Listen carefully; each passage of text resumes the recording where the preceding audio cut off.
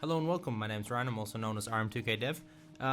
This is the cheap guitar that I bought secondhand on a website that's very similar to Craigslist. It's called Gumtree, and in a previous video I said that I was going to replace this entire section with a much better one. So I ordered I'm not sure what it's called.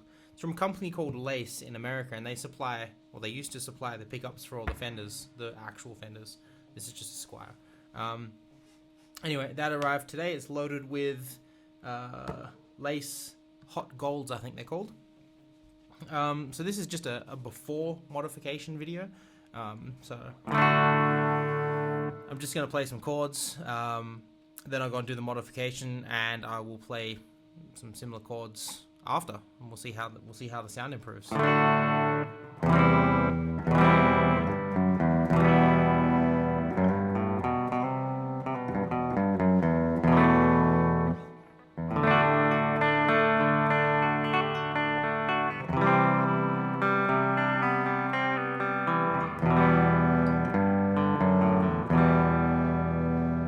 So yeah, that's just some clean sounds. Let me kick on distortion, and this is just a...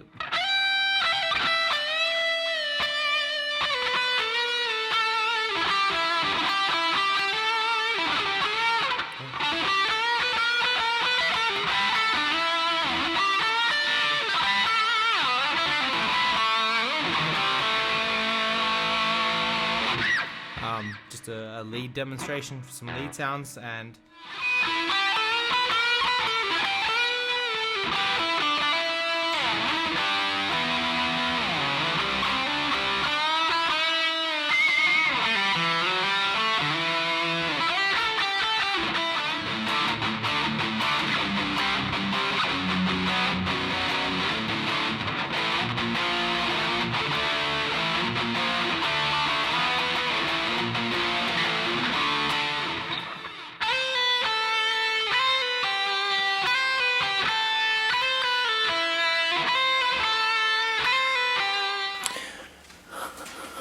hello.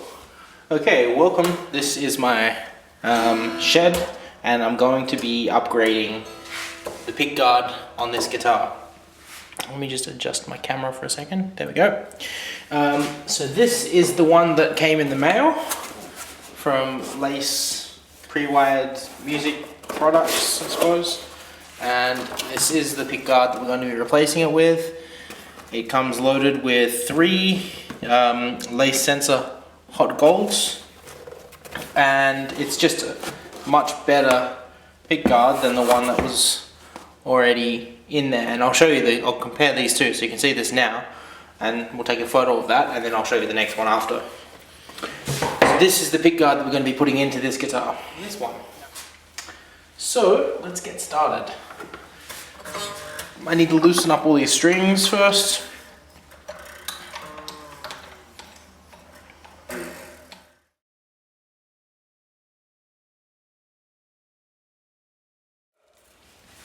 All of the strings are now off the guitar. Place them down there like that. I'm just going to put something on top of them to keep them still.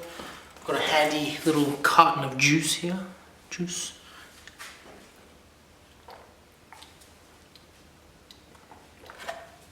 There we go. So, let's begin the process of removing this. I wouldn't advise using a drill to do this job, but like I said, this guitar cost me $80, so I'm not too fussed.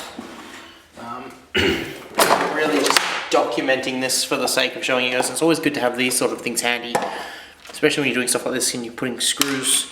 You can keep them all organized into different areas. Very handy to have those.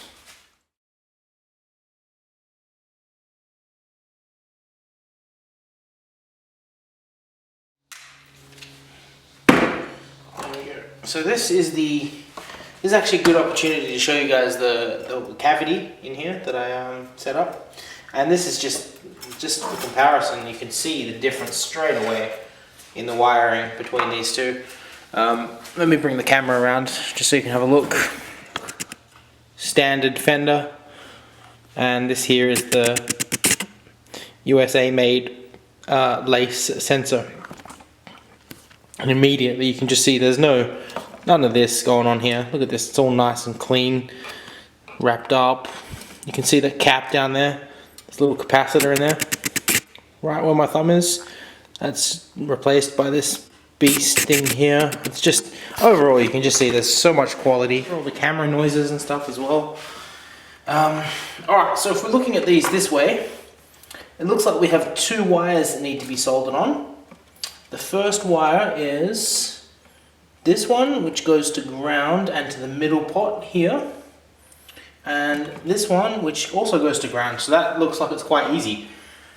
Let me just find my needle nose pliers. Sorry guys, like I said, I'm actually in my shed, so this might not be the cleanest of videos. I'm just going to snip that wire there, and I'm going to snip this wire. It's like diffusing a bomb. I don't think I'm going to be able to snip that wire. I tell you what, oh yeah, I got it, it's all good. Snip that wire there, oops. And I'm also going to snip just that wire there off the terminal, and that frees us up from here. So yeah, I don't know if you can see that. That is just a mess. That's ridiculous. Look at that. Absolute crap. And look at even the size of these pots. These little things here. These things are twice the size. I don't know if that's a measure of quality, or if that's good or bad, but bigger is better, eh? Alright, so we've got 2 wires here. We've got this little ground plane, or whatever you call that. I don't know what you call that. And we also have a just a regular wire. So I'm just going to strip a little bit of that off. There we go. Expose some of that wire. I'm also going to expose some of this wire. Just like that. There we go. Expose a bit of that. Now we need to set this one here up. Sorry if I'm getting in the way as well, guys. I said I don't actually have a setup for recording in my shed yet. Let's position that over there so we can get a good angle of how we're going to wire this. So that one has to go in there. So it looks like we might need to even go, be a bit easier if I go that way into that. I'll tell you what. Yep, so the iron's definitely hot enough, so I'm just going to tin that wire. Let's just quickly do that. And this would be much easier if I had a set of helping hands, but I don't, so that's fine. I'll just do it like this. There we go, that one's tinned. Now, I'll tin this one over here. Just put a little blob of solder on that. I should be using protective equipment, like a mask, but I'm not. So, kids, don't do this at home. There we go. Right, so first of all, let's try and heat this pad here up. If we can get a good contact on that point, good amount of heat transfer. I don't have any better tips either, so this is just a bit of a dodge. But yeah, let's try and heat that pad up. Okay, that's looking good. Right. Tell you what we'll do, we'll try and get that up there.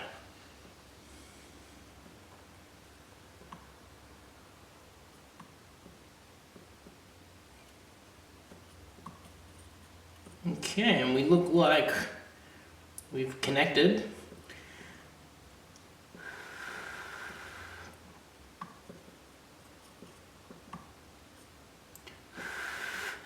There we go, I'm just going to add some more solder onto that joint just to make sure it stays like that.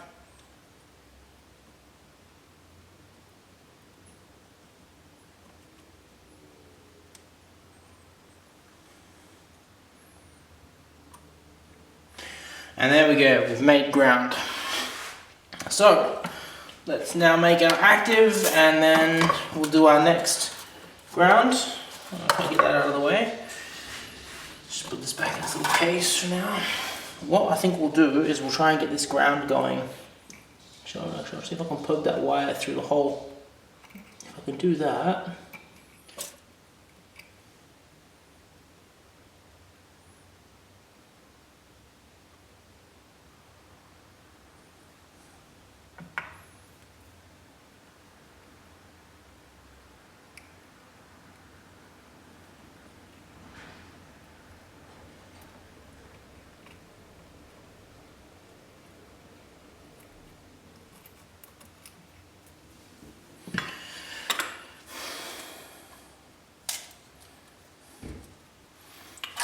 That's looking much better. Let's try that again.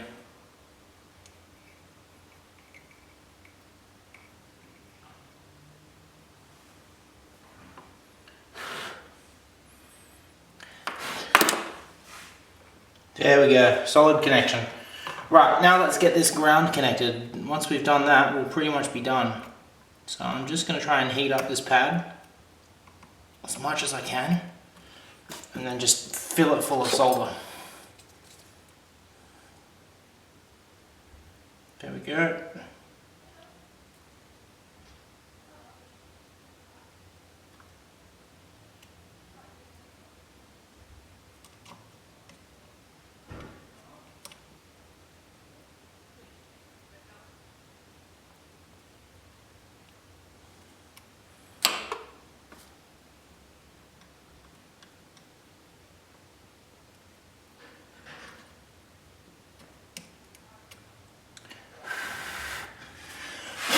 Alright, and I think we're done. As far as the soldering side of things goes, we've got this connected, that looks like it's connected, and the grounds are all connected, so let me move this soldering iron out of the way.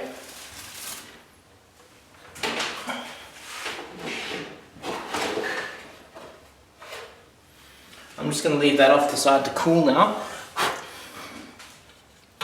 Push some of those wires back through, and I think we can begin attaching this. I think what I'll do before I do this as well, to make sure it all works.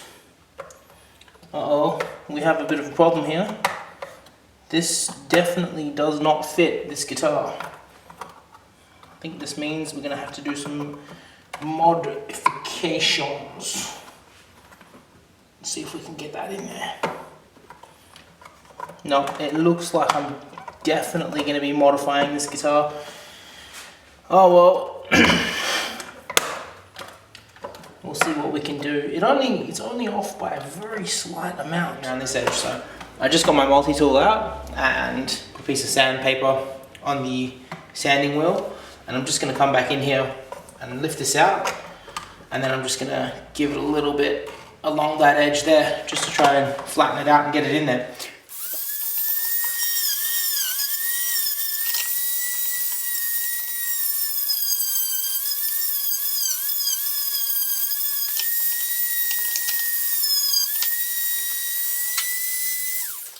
Alright, so as you can see, that lines up a lot better now. Everything sits in place. A couple of screw holes aren't going to line up, but that's fine. We can just drill those in there. Just get rid of some of that dust. So let's get some sandpaper, some high grit stuff, just a bit of that, just to clean up that edge there. Let's wrap that around my finger and just give it a bit of.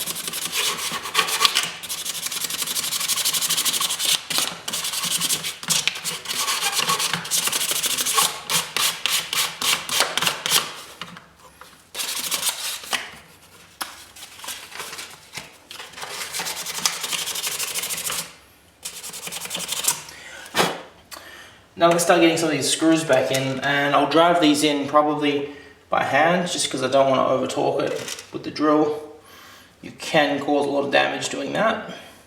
Taking them out with the drill is probably not the best idea either, so I wouldn't do it. Actually, you know what? Screw it. I'm just going to do it with the drill. Screw it. Just take your time and don't over torque them. Well, that one there looks like it was threaded, so that one's just going to sit there. So I'm back. I've been in the shed, and this is the finished result. So I don't know if you saw the other video. I don't know if this is going to be another video or if it's the same video, but I might edit them together. This was the area that I needed to get the Dremel in and do a bit of work on. Just because this cutout was for a different neck, so a different neck shape. So I had to sort of get the Dremel in there and just sort of scoop a bit of that plastic off. But that worked, and a couple of the screw holes didn't line up properly. Doesn't matter, just drilled new holes in there, and the old ones are probably still under there, or most certainly still under there, not probably, being covered up by the faceplate. So let's see how it sounds. Right now I'm just on the exact same effects setup that I had before. Don't know what the actual effects are, but it was the same preset on my effects unit down here, which is the Pod HD 500. That's going into the exact same amp over there with the microphone in the exact same position. I literally recorded the first video, didn't change anything in here, and came back to record the second video. The only other thing to say about this video is I snapped my high E string and I've replaced it with a G string. Because I didn't have any more high E strings, because I keep snapping them, because I use super light gauge strings because of girly fingers. No, I just like the way they feel when I play. So yeah, let's give it a sound sample. Just the same thing I did before, a couple of open chords, then we'll switch into lead, and I'll take you through a few more positions. Right now we are in the bridge position, so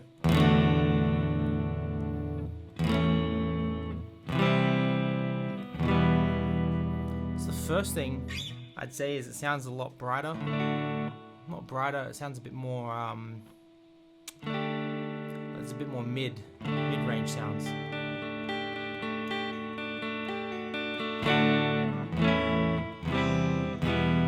Sounds fuller. Fuller is probably a better word.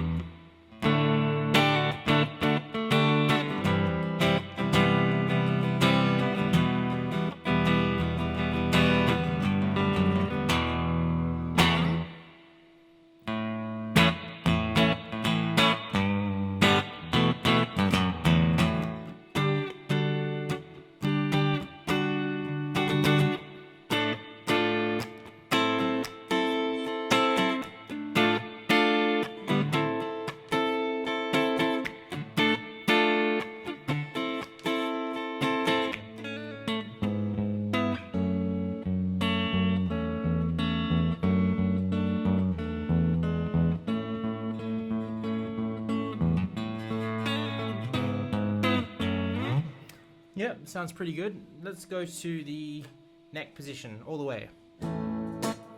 Ooh, oh, sorry, I got the tone knob rolled off. So this one sounds very trebly, but there's almost no mids there at all. In contrast, the old system, or the stock stuff that was on here before, sounded very very bassy at the top and very trebly at the bottom end here. All right, so that's enough clean sounds. Let's get the drive on. So this is the exact same drive tone that I used before.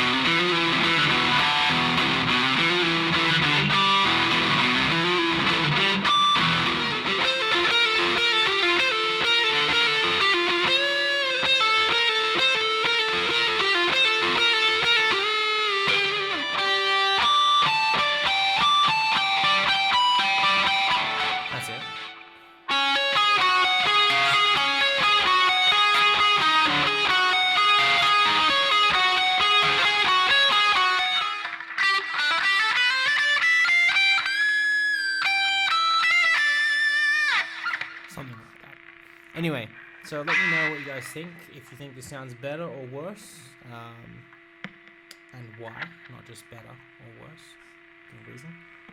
And yeah, I hope you enjoyed this video.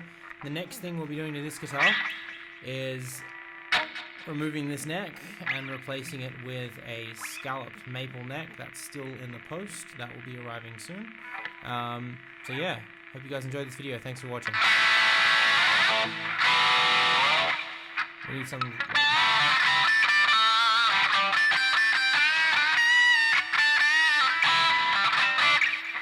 We need like a really cool outro riff, but I haven't got one.